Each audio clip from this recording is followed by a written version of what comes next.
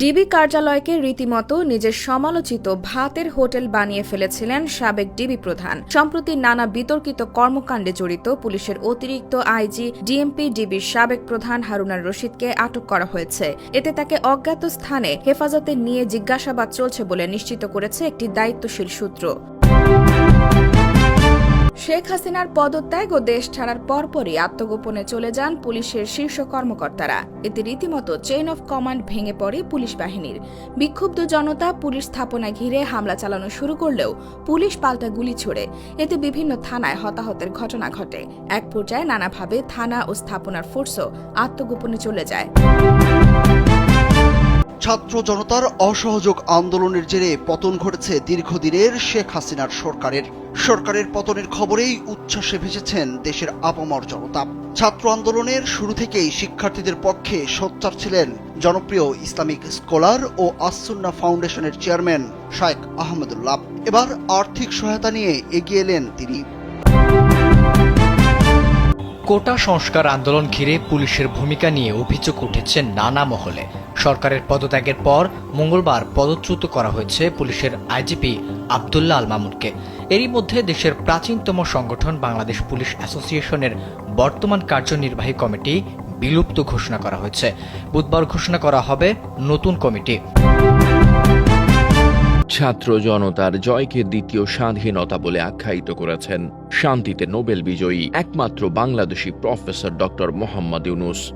সেই সঙ্গে শেখ মুজিবুর রহমানের মূর্তি ভাঙচুর প্রসঙ্গেও কথা বলেছেন তিনি।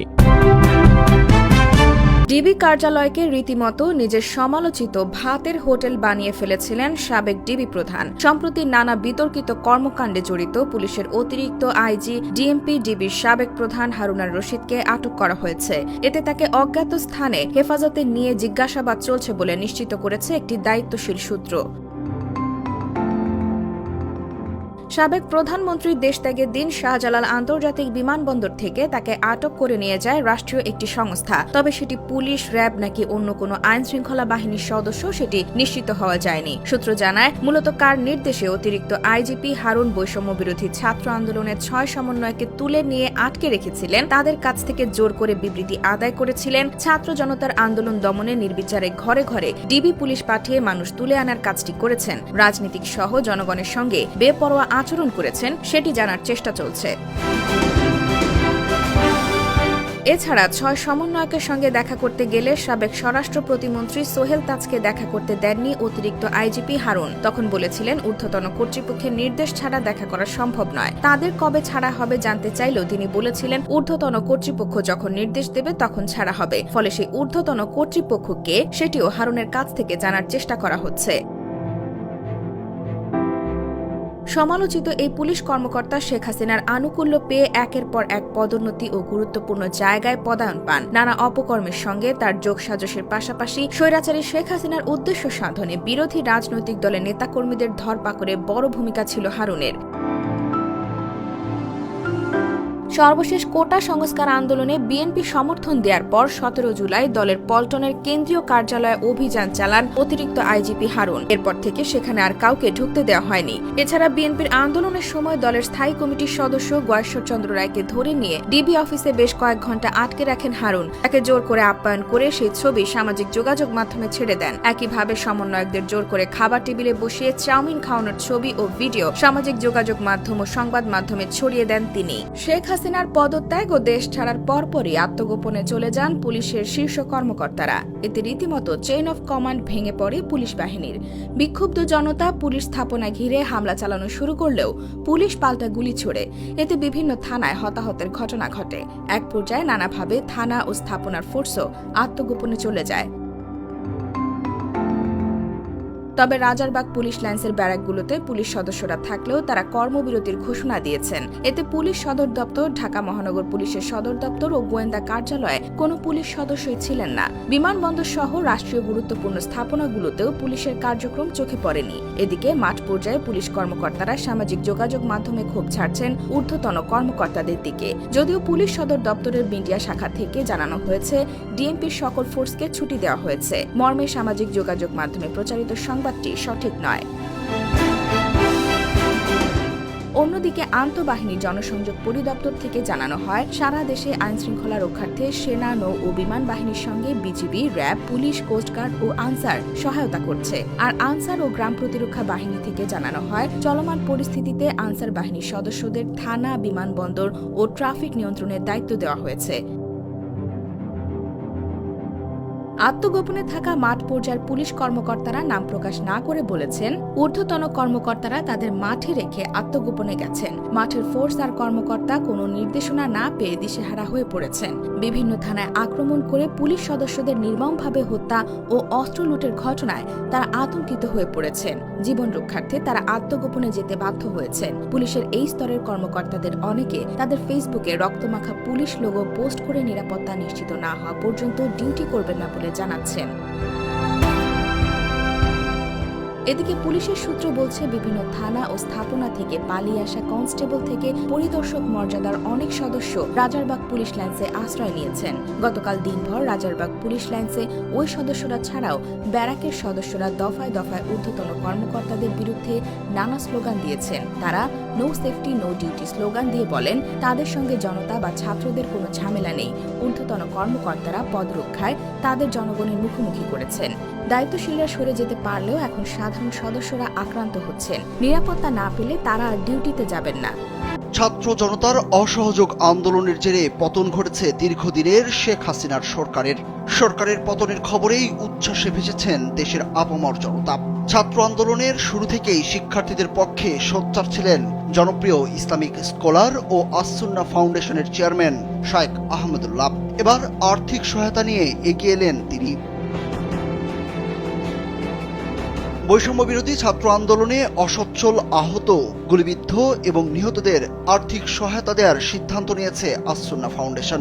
বুধবার শাইখ আহমদুল্লাহ নিজের ফেসবুক পেজে এই তথ্য জানান। ঘোষণা অনুযায়ী প্রথম ধাপে অসচ্ছল আহতদেরকে চিকিৎসা সহযোগিতা বাবদ মাথাপিছু 10,000 টাকা প্রদান করা হবে। পরিস্থিতি গুরুতর হলে বিশেষ বিবেচনা করা হবে। দ্বিতীয় ধাপে পরিবারের একমাত্র উপার্জনক্ষম ব্যক্তি যিনি নিহত অথবা পঙ্গুত্ববরণ করেছেন এমন পরিবারকে পুনর্বাসনের লক্ষ্যে স্বাবলম্বী উপকরণ প্রদান করা হবে। শারীরিক ও আর্থিক অবস্থা বিবেচনা করে স্বাবলম্বী করার উদ্যোগ নেওয়া হবে। এই প্রকল্পে মোট বাজেট 5 কোটি টাকা। এই প্রকল্পে আপাতত কোনো অর্থ সহায়তা গ্রহণ করবে না আস-সুন্নাহ ফাউন্ডেশন। তবে তহবিল শেষ হয়ে গেলে তখন অনুদান গ্রহণের প্রয়োজন হলে জানাবেন তারা। এদিকে এর জন্য একটি ফর্ম পূরণ করার জন্য বলেছেন শাইখ আহমদুল্লাহ। তবে শুধু জাকাতের হকদারগণই আবেদন করতে পারবেন বলে জানানো হয়েছে। কোটা সংস্কার আন্দোলন ঘিরে পুলিশের ভূমিকা নিয়ে অভিযোগ উঠেছে নানা মহলে। সরকারের পদত্যাগের পর মঙ্গলবার পদচ্যুত করা হয়েছে পুলিশের আইজিপি আব্দুল্লাহ আল মামুনকে। এরই মধ্যে দেশের প্রাচীনতম সংগঠন বাংলাদেশ পুলিশ অ্যাসোসিয়েশনের বর্তমান কার্যনির্বাহী কমিটি বিলুপ্ত ঘোষণা করা হয়েছে। বুধবার ঘোষণা করা হবে নতুন কমিটি। জানা যায়, দেশের এই ক্রান্তি লগ্নে বাংলাদেশ পুলিশ অ্যাসোসিয়েশনের সদস্যরা পরিস্থিতি গভীরভাবে পর্যবেক্ষণ করে মঙ্গলবার সমিতির কার্যালয়ে উপস্থিত হয়েছিলেন। এরপর সঠিক বার্তা পৌঁছানোর লক্ষ্যে ঢাকায় অবস্থানরত বেশ কিছু সংখ্যক সদস্য এক জরুরি বৈঠকে মিলিত হয়ে সর্বসম্মতিক্রমে বর্তমান কার্যনির্বাহী কমিটি বিলুপ্ত করেন। তবে বর্তমান কার্যনির্বাহী কমিটির সদস্যদের সঙ্গে অনেকবার চেষ্টা করলেও যোগাযোগ করা সম্ভব হয়নি। জরুরি বৈঠকে উপস্থিত সদস্যরা জানান, জনরোষ এড়াতেই আত্মগোপনে স্বৈরাচারের দোসররা। অপরদিকে বাংলাদেশ পুলিশের এই সংগঠনটি জানায়, ছাত্র নাগরিক গণঅভ্যুত্থানে স্বৈরাচার সরকারের পতনের পর জনমানুষের ক্ষোভে পুলিশ সদস্য আহত ও নিহতের পাশাপাশি অনেক নিরীহ নিগৃহীত সাধারণ পুলিশ সদস্যদের জীবন আজ বিপন্ন প্রায়। ছাত্র জনতার জয়কে দ্বিতীয় স্বাধীনতা বলে আখ্যায়িত করেছেন শান্তিতে নোবেল বিজয়ী একমাত্র বাংলাদেশি প্রফেসর ডক্টর মোহাম্মদ ইউনুস। সেই সঙ্গে শেখ মুজিবুর রহমানের মূর্তি ভাঙচুর প্রসঙ্গেও কথা বলেছেন তিনি। সোমবার শেখ হাসিনা পদত্যাগ করে পালানোর পর তিনি ভারতীয় সংবাদ মাধ্যম দ্য প্রিন্টকে দেওয়া এক সাক্ষাৎকারে এসব কথা বলেন। ইতোমধ্যে আন্দোলনরত ছাত্র জনতার পক্ষ থেকে অন্তর্বর্তীকালীন সরকারের প্রধান উপদেষ্টা হিসেবে প্রফেসর ইউনুসের নাম ঘোষণা করা হয়েছে। ডক্টর ইউনুসও এতে সায় দিয়েছেন বলে জানিয়েছেন ছাত্র আন্দোলনের সমন্বয়করা। তিনি বলেন, প্রথম কথা হলো, আমরা স্বাধীন হয়েছি, আমরা স্বাধীনতা অর্জন করেছি। এতদিন আমরা ছিলাম দখল হয়ে যাওয়া একটি দেশে থাকার মতো। এখানে শেখ হাসিনা যে আচরণ করেছিলেন তা দখলদার বাহিনী, একজন স্বৈর শাসক, একজন জেনারেল এবং আরো অনেকের মতো। তিনি সবকিছু নিয়ন্ত্রণ করছিলেন। সোমবার বাংলাদেশের সকল মানুষ নিজেদেরকে স্বাধীন মনে করছেন। আবারও তারা দ্বিতীয় স্বাধীনতা অর্জন করলেন। সারা দেশে এই স্বাধীনতা উদযাপিত হচ্ছে। যারা এই আন্দোলনে নেতৃত্ব দিয়েছেন সেই তরুণদের অভিনন্দন জানাচ্ছেন সবাই। তারা আমাদেরকে আদতে স্বাধীন করেছেন, সবাইকে একত্রিত করেছেন, পুরো দেশকে স্বাধীন করেছেন। সবাই স্বাধীনতার আনন্দ উপভোগ করছেন। আমাদেরকে পরবর্তী পদক্ষেপ শুরু করতে হবে। আমাদের সামনে এখন সকল সমস্যা। আমাদের জন্য একটি চমৎকার দেশ সৃষ্টির কাজ নতুন করে শুরু করতে হবে এখন। এসবই আমাদের প্রতিশ্রুতি। ছাত্র এবং যুব সমাজ আমাদের ভবিষ্যতের নেতৃত্ব দেবেন। আমি সেদিকেই তাকিয়ে আছি। তার কাছে উপস্থাপিকা জানতে চান, সেনাবাহিনী অন্তর্বর্তী সরকার গঠন করবে। বাংলাদেশের সামনে কি অপেক্ষা করছে? এমন প্রশ্নে ডক্টর ইউনূস বলেন, আমি নিশ্চিত এসবই হবে। হাসিনা দেশ ছেড়ে পালিয়েছেন, এখন আমরা মুক্ত। আমরা যা চাই তা এখন করতে পারবো। সারা দেশের সকল ইস্যু এখন সমাধান করা হবে। আমি নিশ্চিত আমরা চমৎকার একটি সূচনা করব। ডক্টর ইউনূসের কাছে জানতে চাওয়া হয়, আপনার ভূমিকা কি হবে? জবাবে তিনি বলেন, আমি জনগণের সঙ্গে আমার কাজ অব্যাহতভাবে চালিয়ে যাব। তা হলো সামাজিক ব্যবসা এবং সবকিছু অধিক মুক্ত পরিবেশে আমি আমার কাজ অব্যাহত রাখব। শেখ হাসিনা শাসক গোষ্ঠীর সময় এমন পরিবেশ পায়নি, কারণ তিনি সব সময় আমাকে আক্রমণ করেছেন। বাংলাদেশে ফেরা নিয়ে কি ভাবছেন? এ প্রশ্নের জবাবে ডক্টর ইউনূস বলেন, খুব শীঘ্রই ফিরবেন তিনি। এ পর্যায়ে উপস্থাপিকা জানতে চান, শেখ হাসিনা পদত্যাগ করার পর প্রধানমন্ত্রীর বাসভবন বঙ্গবন্ধু শেখ মুজিবুর রহমানের মূর্তি ভাঙচুর করা হয়েছে। জবাবে ডক্টর ইউনূস বলেন, এটা দেখিয়ে দিয়েছে যে জনগণ হাসিনা সম্পর্কে কি অনুভব করে। হাসিনা নিজে যা করেছেন নিজের জন্য এবং পিতার জন্য, তারই ফল এটা। তিনি এমন ক্ষতি অর্জন করেছেন, এটা যুব সমাজের ত্রুটি নয়, এটা হলো শেখ হাসিনার ভুল।